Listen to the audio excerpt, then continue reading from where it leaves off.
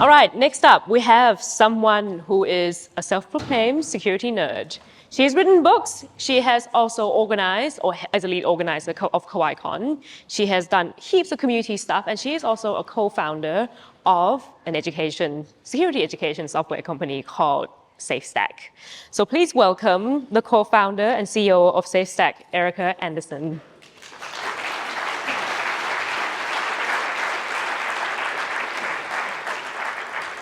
Hello, good afternoon, everyone. Just out of curiosity, we've had some really brilliant talks, and I feel like everything's been set up perfectly for me to come nerd out about security with you all. Would really be interested, for those of you out in the audience, who here feels that cybersecurity or security is part of what your team does? Raise your hand. Oh, there's so many more hands than last time I asked this question. This is really exciting. Who out there is interested in security and would love to find maybe ways that you can build things that are a bit more secure? Who cares about security? Okay, so most of the hands, which is really good. It's really nice to be here. As Prae mentioned, I'm a huge security nerd, and I probably have seen you all throughout various different points of the software or security community. My name is Erica. I'm the co-founder and CEO of SafeStack, and that's what we do. We talk about security, and we try and teach software development teams, everyone on the development team, not just the engineers and the developers, what they can do about security. And really, when you think about security, the very first thing you think about is probably this perception in your head of what someone in security kind of looks like. And it's got a pretty rough reputation. As someone in the security community, I definitely know that some of my peers have their challenges, I guess. And when you think about it, the very first thing that a lot of us, without having any experience working with security, the very first thing you think of is some type of sci-fi type movie where, there's an underground community of nerds and weirdos who are out there to stop some lethal malware from taking over the world silently without anyone kind of knowing. And, as a con organizer myself and as a member of the security community, I am a self-proclaimed nerd and weirdo. So I accept this perception that kind of comes with it. But that's not exactly what security is all about. But to be honest, who didn't grow up watching The Matrix and kind of idolizing Trinity and her, cyber rain and all of the trench coats and whatnot? But that is kind of like the first thing that you think about when you think about security. Those of us who have a worked experience, I know definitely from some of the questions that were asked earlier, is that security feels a little bit like a gatekeepers, right? There's a really good question earlier about, how can our teams get involved in stuff like this? How can our teams maybe interact better with security? And my ears kind of pricked up and I was intently listening. Because a lot of us have the experience of it's that gate that you must pass. And a lot of the times it's kind of the team. I've worked in many places in New Zealand where it was seen as the Department of No. There was a long queue of people coming to ask for permission from security, only to kind of get a really difficult response or kind of interacting with them in a way that kind of made them feel like they couldn't have the choice or didn't have the freedom to be able to do the good security thing on their behalf without kind of asking for permission. So, overall, putting aside the whole sci-fi, cyberpunk aesthetic and vibe that you kind of get from security, overall, it's a bit rough, but it's been getting better. I do genuinely believe that. And, I try to push to try and encourage everyone to feel that security can be part of building awesome things and building amazing things. A lot of us, for those of you who are in organizations of various shapes and sizes, one of the common perceptions that I kind of have come across is that no matter which end of the spectrum you're on, you kind of feel that maybe now is not the time to think about security. When you're on a small team at a small startup, you probably feel security's too sophisticated, we're too small, it's too expensive for us to kind of get started. And as time goes on and as that business grows, on the other end of the spectrum, when you're working for some larger, perhaps global organizations, the too expensive probably gets even more expensive. But it starts to feel, we can't do it because it's too restrictive. It's going to slow us down. We're not going to be able to, provide the best features or provide those experiences that we need to provide.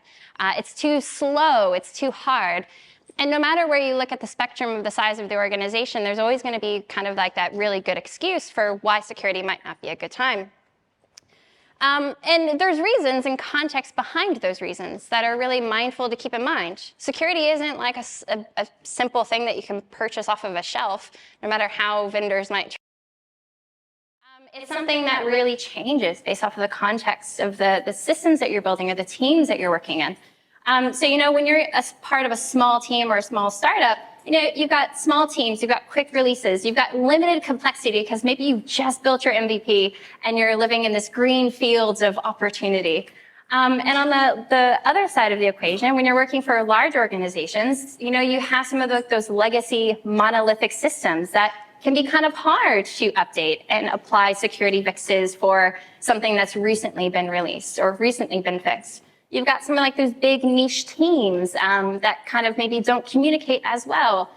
There's slower releases, there's higher complexity. So it's definitely different types of security challenges depending on where your organization is at.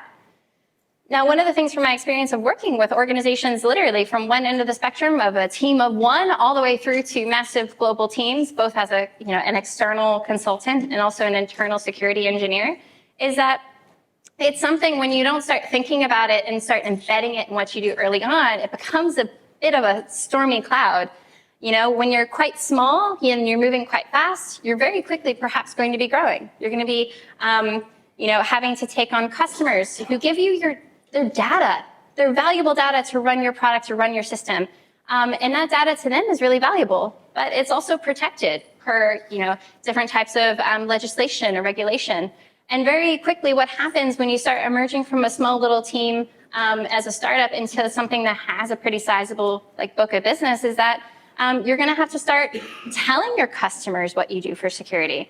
There's an expectation that you're going to start, although you are a small, maybe scrappy team and a small product, they still expect that their data is going to be respected, or their data is going to be kept secure.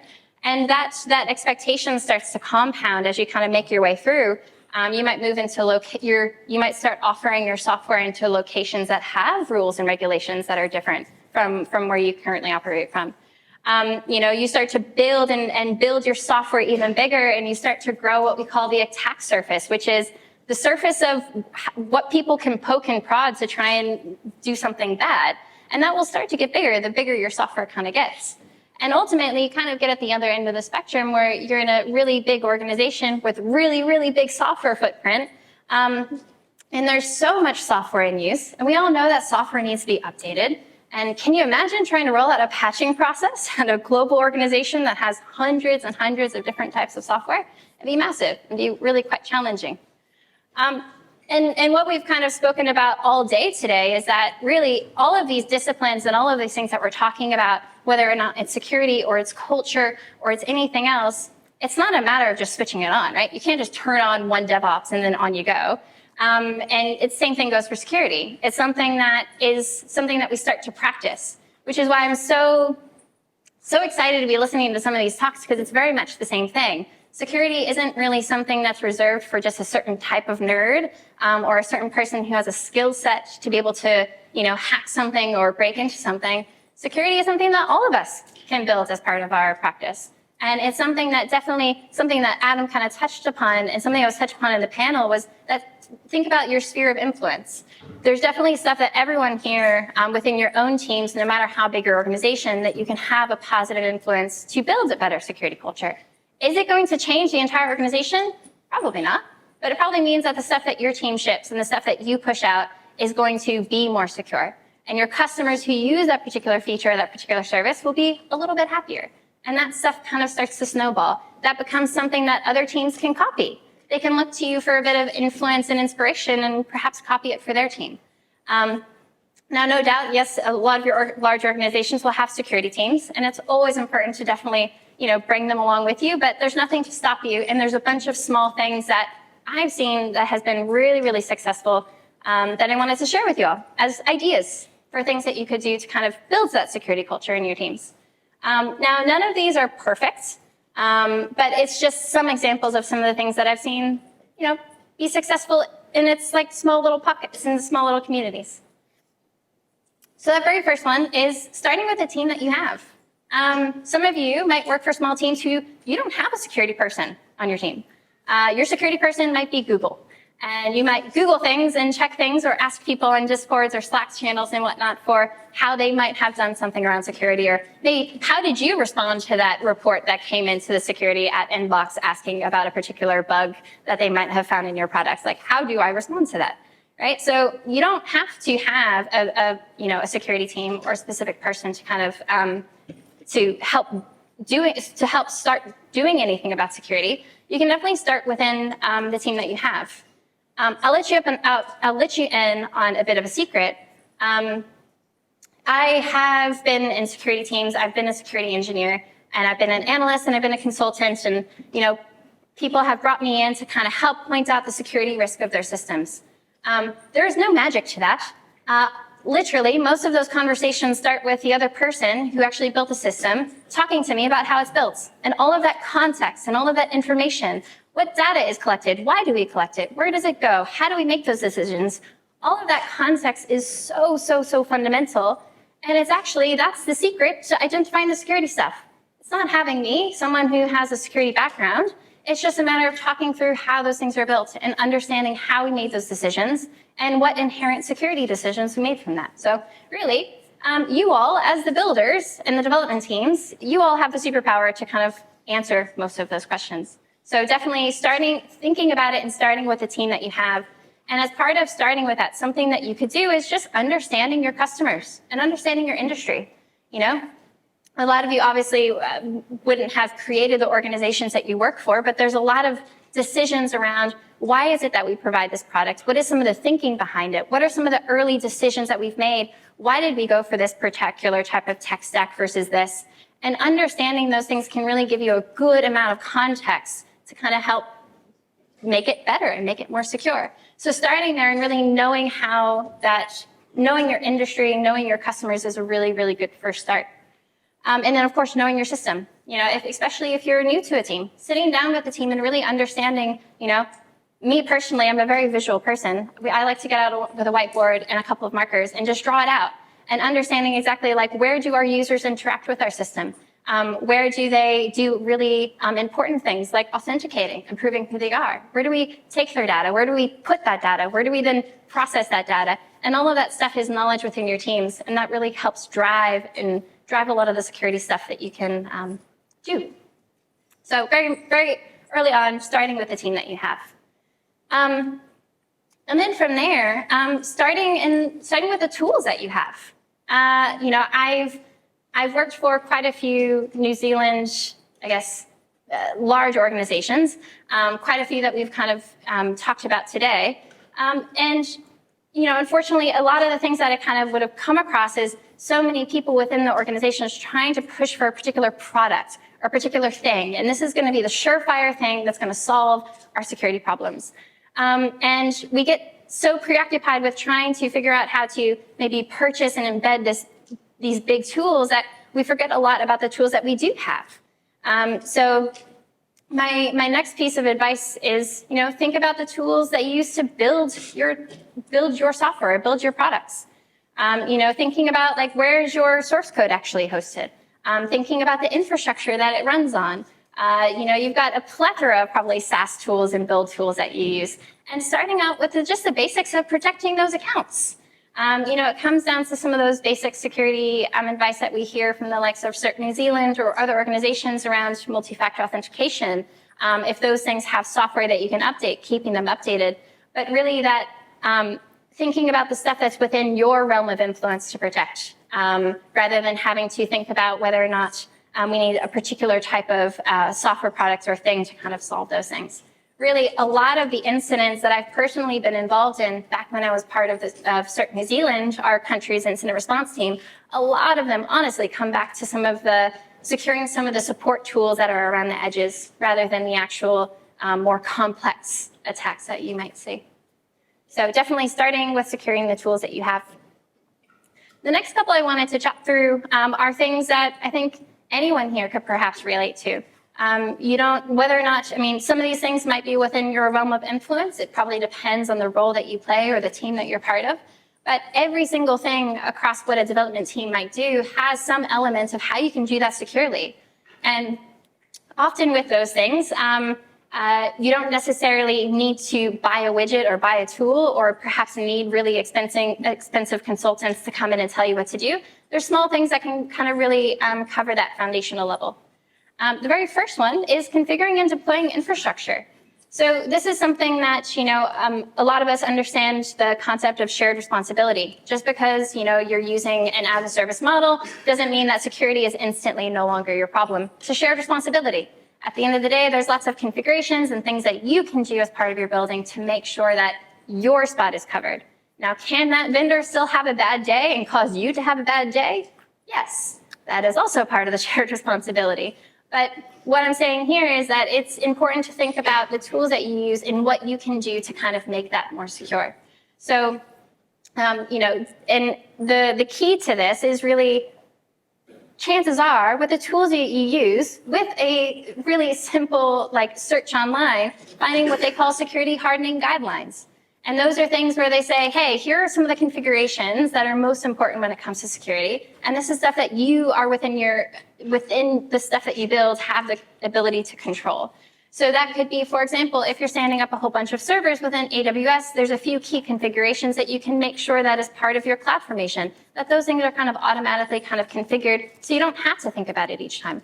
That also, pro tip, will save you from getting a phone call, probably if you do have a security team, later on, because something might have been exposed to the internet unknowingly, right? So by building those things up front, you're doing your bit to kind of make sure that the tools and the things that you use are kind of built secure from the start. And really the key word to that is security hardening guidelines. The next one is if you're in the realm of testing, or if you kind of help out with the testing practice within your teams. Security testing, although yes, it's very cool, you've got penetration testers and they do all these really cool red team things and they're really, really neat and the talks are really cool. All of the stuff that they do is totally accessible to other people as well. A lot of the build tools that we use nowadays, or the source code repos where we store our stuff nowadays, has a lot of this tooling actually built in.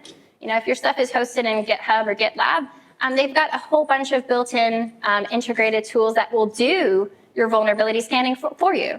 It will go through and scan for common vulnerabilities within the code that you have. So my biggest advice here is, use built-in tools in the stuff that you already have. Just the same as you might build test cases for how your users are meant to use a particular feature, you can always inverse that and think about the bad use cases. So, for example, if we're trying to build some changes into how people authenticate with our service, well, think about the reverse. You obviously want someone to be able to log into your system and enter in their username and password and hopefully be prompted for a second factor of authentication. But what about the reverse? What if someone was able to throw a whole bunch of garbage credential information that they found online on the internet to see if anything works? At what point are we going to stop that from happening? How might we know that that's happening? And just trying to think, kind of reverse some of those positive use cases for negative use cases. Now, does that mean that you do that for every single time you do testing?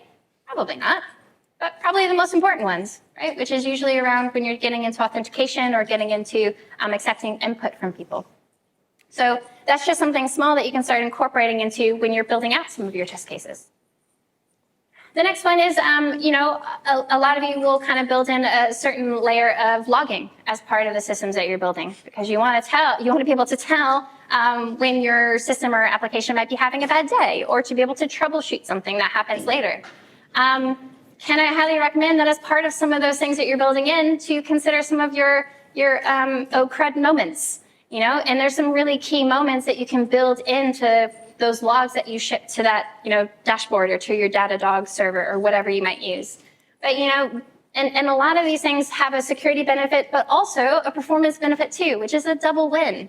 Knowing when your server has been constantly restarting or shutting down, well, that's a bit of a red flag. Is someone messing with our servers and causing it to do things that it shouldn't be doing? Definitely authenticating to your server is usually the first big red flag from a security perspective, but is also something that is helpful from a usability perspective as well. And then, of course, when these configurations change, if someone's turned off logging, that's like not only is that like turning off your visibility of being able to maintain your platform, but also it's a really big concern from a security perspective because someone's trying to cover their tracks. So these are, again, when your teams are at that point, it's just a matter of starting to think about what is that one small additional thing that I can think about to make sure that what we're building is not just resilience and this thing, and we're not just able to maintain it, but we can maintain the security of that as well. Threat modeling is something that Jade mentioned earlier, and I was sitting in the chair in the back of my ears just kind of like perked up, and I got really, really excited, as I tend to do when I hear the words threat modeling. I'm a really big fan. A huge security nerd. But this is something that, again, 100%, I'm a firm believer that the power of having a conversation and performing what they call a threat model, which is basically looking at a feature or looking at part of a system or a whole system, which is pretty massive, but trying to think about, okay, looking at this, where are our biggest security problems? Where is our biggest risk? And the magic about running these sessions is that, again, I can facilitate that. Jade mentioned that, yes, of course, you can go out and ask your security team to come and run the session for you. But honestly, I'd just be asking questions because I have none of the answers. And there's so many frameworks and models out there that you can run through because all of the knowledge and all of the power lays in the team. So getting the whole team together, collecting together that knowledge and that context and being able to talk through it and run through it together is so powerful. Because what it starts to pull apart and identify is that we might have inherently made a decision to maybe, for example, expose something to the internet that didn't need to be exposed.